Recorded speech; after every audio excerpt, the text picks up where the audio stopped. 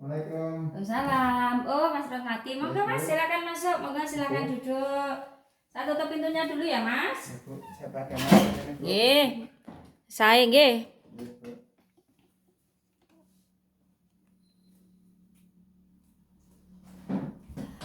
Selamat datang Mas Rusmati. Selamat sore, perkenalkan nama saya Bidan Siswati. Saya bidan di sini.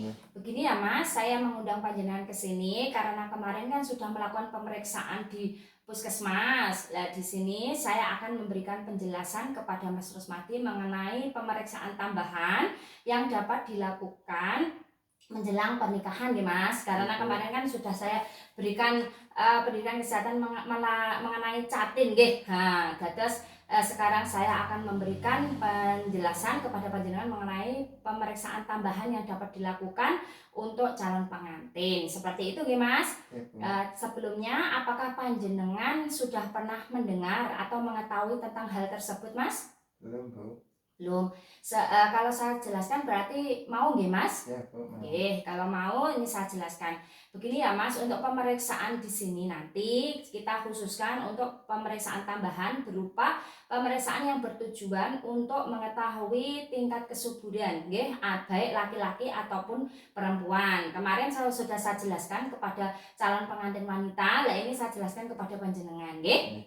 Nah, di sini ada beberapa, sebetulnya banyak Mas, tetapi nanti saya akan menjelaskan mengenai 5 hal saja. Oke, yang pertama adalah tentang pemeriksaan semen atau pemeriksaan sperma.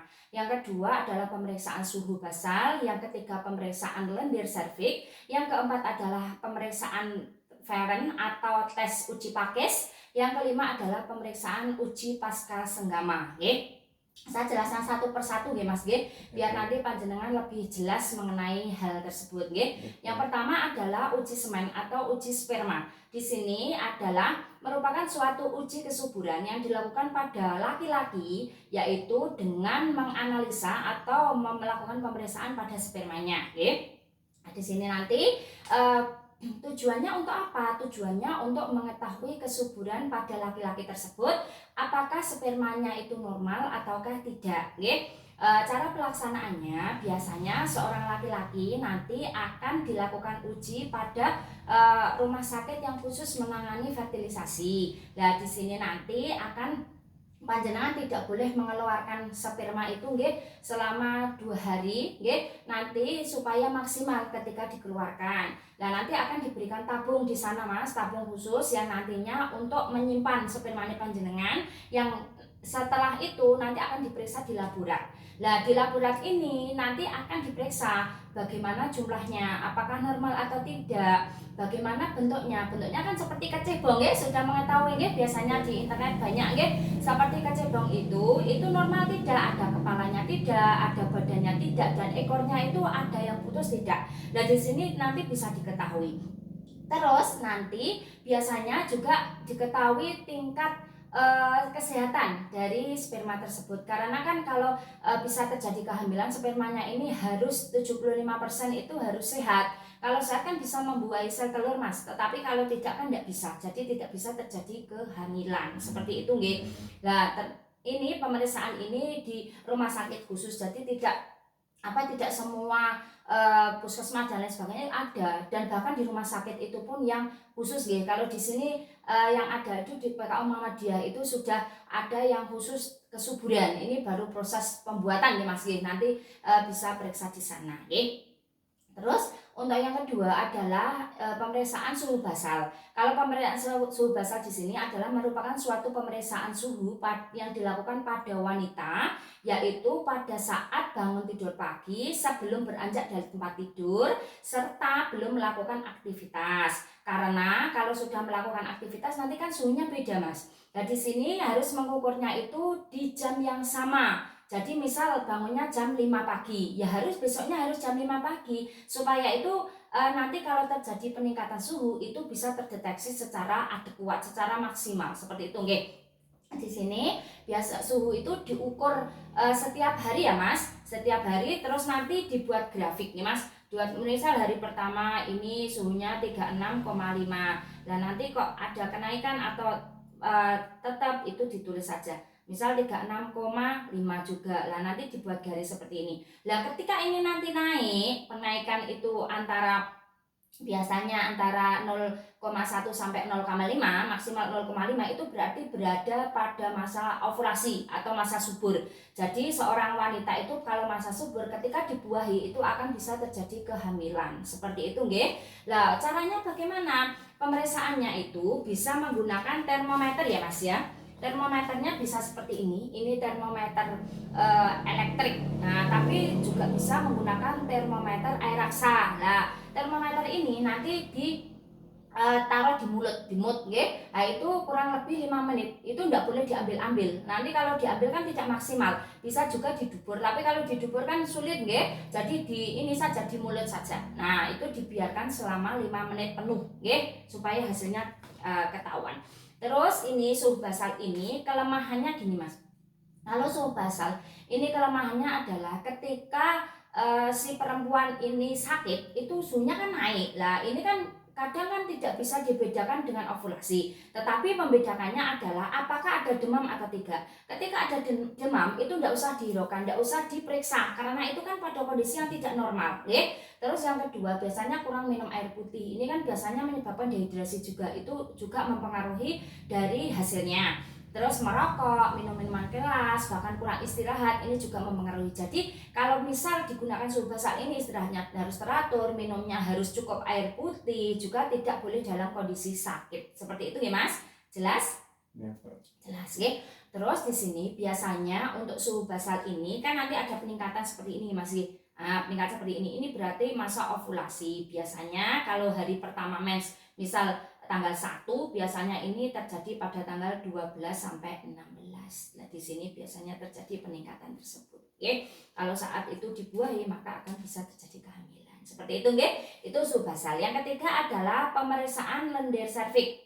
Lendir serviks di sini kita lihat bahwa kan ada lendir pada wanita. Nanti bisa diberitahukan nggih, atau kemarin sudah saya beritahukan bahwa lendir serviks ini biasanya diambilkan, cuci tangan dulu nggih. Ketika pas habis pipis itu seorang wanita itu bisa memasukkan tangannya ke vulva ataupun ke alat kelaminnya, itu mengambil lendirnya itu Mas. Ketika lendir itu pas menstruasi tidak boleh dicek karena itu kan nanti ada darahnya, itu tidak boleh dicek. Tapi setelah menstruasi, hari ketiga atau 5 setelah menstruasi itu kan nanti akan ada lendir yang kental dan biasanya berwarna rada kekuningan atau keruh sedikit nggih. Nah, itu biasanya kan masa-masa ini bukan masa subur. Tetapi kalau misal nanti lendir ini kok berwarna putih dan dia lengket seperti itu, tetapi lengketnya itu seperti lendir itu loh, bening itu ya Mas ya. Kalau diginikan itu dia tidak putus. Nah, ini tidak putus, ini berarti berada pada masa subur, nggih. Lah, lendir serviks di sini itu beda dengan keputihan. Kalau keputihan itu kan biasanya disertai kadang ada nyeri perut dan sebagainya. Tetapi kalau ini yang masa subur ini beda. Kalau keputihan biasanya kan agak kental sedikit nggih, tetapi kalau ini biasanya bening dan tidak berbau. Seperti itu nggih Mas nggih. Lah, tujuannya untuk apa? Tujuannya untuk mengetahui kalau pada saat ovulasi ini kan sama seperti suhu basal tadi. Saat ovulasi ini kalau lendir ini biasanya kan untuk mengetahui apakah lendirnya itu bagus atau tidak. Caranya bagaimana? Ditulis di kertas sama. Ini bagaimana hari keberapa, nggih? Hari keberapa? Terusan di sini warnanya lendir itu apa? Tingkat kekentalannya bagaimana? Nggih, tingkat kekentalan. Terus di sini putus enggak saat dilakukan seperti ini? Nah, itu bisa diantisipasi. Lah, ketika ini nanti bisa kan ada 2 sumber nggih, ada hari ke-10 sampai 17 ini bisa dikatakan masa subur, dan ada dari 12 sampai 16 ini dikatakan masa subur. Misal mainnya tanggal 1 sampai tanggal 5, berarti masa subur ini berada pada tanggal 10 sampai 17. Ini yang satu, yang satunya itu tanggal 12 sampai ke 16. Nah, ini dicek terus-menerus sehingga nanti bisa dipastikan tanggal berapakah yang ovulasi yang maksimal. Seperti itu ya Mas ya. Udah jelas nih? Ya, Pak. Jelas nggih. Jadi tadi sudah jelas ada 3 ya, sudah saya jelaskan. Yang keempat adalah tes Feren. Tes Feren ini adalah yang kita biasanya dengan uji pakis, ya. Uji pakis ini untuk apa? Untuk mengetahui kadar natrium ataupun massa subur dengan adanya kadar natrium klorida atau garam, ya Mas. Kalau kita sebut garam pada lendir si perempuan. Nah, biasanya ini diambil lendirnya. Nah, ini biasanya pada masa subur Mas, hari ke-10 sampai 17 atau hari ke-12 sampai 16. Ini diambil nanti lewat mikroskop. Kalau itu kok masa subur atau ovulasi, biasanya nanti kan kadar garamnya tinggi. Ini akan nampak jelas nanti kalau uji pakis. Yang membentuk itu Mas, seperti tanaman pakis ini, yang seperti ini. Oke, seperti ini. Nah, ini tanaman pakis seperti ini. Nanti jelas sekali kalau pada masa ovulasi. Tapi kalau bukan masa ovulasi, dia akan samar-samar. Jadi ini untuk mengetahui. Karena apa? Karena tadi saya jelaskan adanya kandungan natrium ataupun garam di dalam lendir serviks ketika terjadi masa ovulasi. Seperti itu ya Mas. Nah, di sini kalau tes Feren ini biasanya juga dilakukan di rumah sakit yang khusus menangani fertilisasi. Tujuannya untuk tadi mengetahui masa subur seorang perempuan sehingga normal tidak, kapan pasnya dibuahi besok kalau sudah menikah. Seperti itu ya Mas. Sudah jelas ini. Cara kerjanya sama seperti tadi. Terus yang terakhir ini ada yang namanya uji pasca senggama. Kalau uji pasca senggama ini biasanya dilakukan sesudah menikah. Kok ibaratnya walaupun ini screening pranikah ya Mas, tetapi ini biasanya kan harus hubungan dulu, hubungan suami istri dulu. Nanti setelah 2 jam hubungan langsung datang ke klinik fertilisasi atau yang bisa mengecek kesuburan itu. Ke sana nanti dicek lah seberapa besar sperma ini bisa menembus dari ovumnya ini, sel telurnya ini. Ketika sperma bisa menembus dan bagus, kualitasnya bagus, nah ini bisa terdeteksi dari uji pasca senggama ini. Tetapi ini tidak dianjurkan panjenengan kalau belum nikah, karena kalau belum nikah hubungan kan dosa. Nah ini kalau sudah menikah itu biasanya dilakukan uji seperti itu. Jadinya 2 jam setelah hubungan, kan hubungan dulu nggih. Nah 2 jam setelah itu nanti periksa ke rumah sakit khusus yang menangani fertilisasi atau menguji kesuburan antara laki-laki dan perempuan. Jadi perempuannya ke sana, nanti diambil lendir serviksnya, nanti dicek apakah sperma itu mampu menembus, kualitasnya bagaimana. Nah, inilah yang nantinya akan diketahui kalau kualitas spermanya bagus, ovumnya bagus, lendirnya ini bisa terlihat di sana, berarti bisa menembus lendir yang ada di serviks tersebut. Seperti itu Mas. Apakah sudah jelas? Kalau untuk hasil dari uji ini masih menjadi perbincangan dari para ahli mengenai uji pasca senggama ini, karena beberapa hal kan penelitian terus dikembangkan sehingga nanti bisa diketahui secara adekuat. Tetapi yang bisa dilakukan sebelum menikah itu tadi 4 tadi, sehingga nanti panjenengan sudah mengetahui bagaimana apakah spermanya normal atau tidak, apakah sehat apa tidak, itu bisa tadi yang saya jelaskan pertama. Terus yang perempuan tadi bisa ini tadi ya, pemeriksaan suhu basal atau suhu tubuh, yang kedua pemeriksaan lendir serviks, dan yang ketiga adalah pemeriksaan tes Feren atau tes uji pakis. Seperti itu ya Mas. Apakah sudah jelas? Jelas, Bu. Ada yang mau ditanyakan? Sampun, Bu. Sampun. Kalau sampun, ini saya tanya sedikit apakah tadi untuk pemeriksaan kesuburan itu bisa dilakukan di semua rumah sakit Mas? Tidak, Bu. Khusus. Rumah sakit tertentu, Nah, tujuannya apa kok dicek kesuburannya itu Mas? Untuk mengetahui apa? Kualitas sperma maupun sel telurnya itu, sehingga nanti ketika menikah itu bisa reproduksinya bisa berlangsung bagus itu. Oke, betul panjenengan sudah jelas berarti. Kalau begitu saya tulis dulu ya Mas ya. Sudah dilaksanakan Menkes uji atau pemeriksaan tambahan pada Jatin Mas Rusmati di TPMB Sismati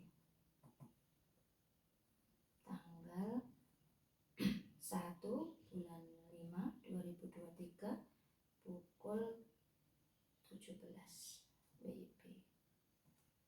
memeriksa pemberi konseling siswa. Terima kasih Mas Rusmati atas kerjasamanya. Semoga besok berlangsung lancar dan semoga besok setelah menikah langsung diberikan keturunan yang soleh-solehah. Nggih. Salam untuk keluarga, semoga sehat selalu. Nggih. Nggih, sama-sama. Nggih. Assalamualaikum. Waalaikumsalam.